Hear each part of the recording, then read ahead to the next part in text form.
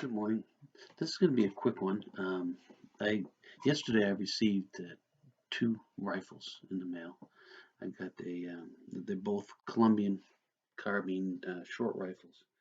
Uh, I got two of them because, well, one of them is going to be mine, and the other one belongs to a kid. I think I told you that he comes up on Saturdays and we talk about military stuff. And man, that kid is smart about military history and even military tactics and stuff. He's pretty well read, so it's kind of fun to have him come up and we discuss things. But one of the things we decided that we were going to do was he was going to build or refurbish an old rifle.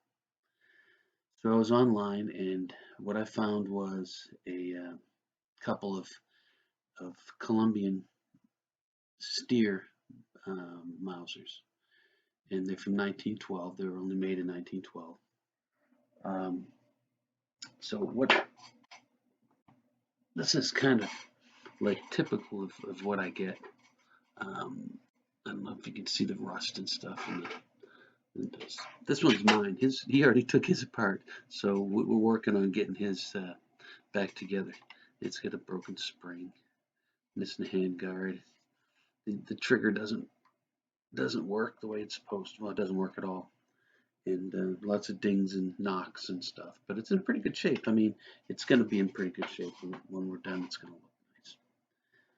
But here's his rifle or his barrel that we that he already took off. Um, it's a Steyr, which Steyr, this is an export model that Steyr made and they exported it mostly to South American countries and Mexico and China, went to China and Yugoslavia. And at one point, the Austro-Hungary Empire also used these guns because Steyr is from Austria. And, so you can see here where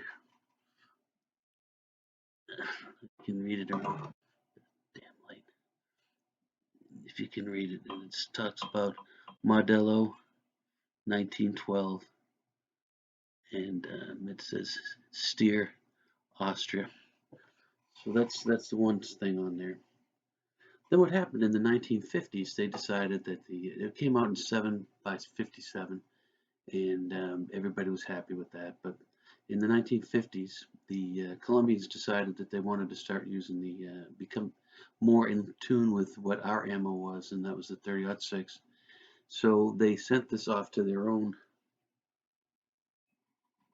things. They're the R Fromage 1952, and that's when what they did was they rebarreled it for 30-06, and what they did also was they try to show you. See the V.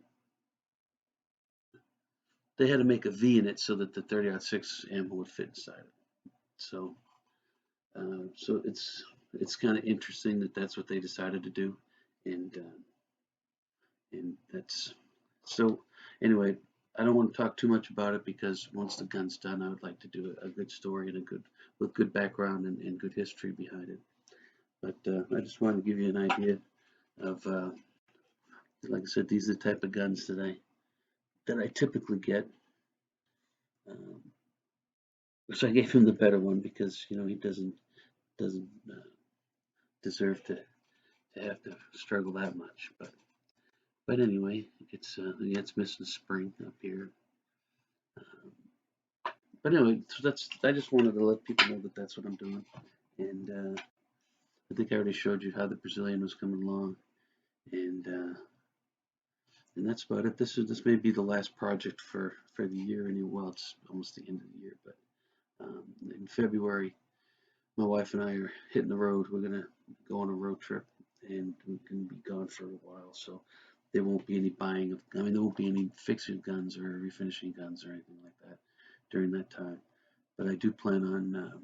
I'm not gonna be the navigator, so I plan on visiting some gun shops along the way and see what I can find. I mean, where you are is you probably have the same rifles pretty much that in the different gun shops, and you go to different areas and you'll find different um, people like different types of rifles. Like up here, you have, I mean, there's a lot of lever action rifles up here.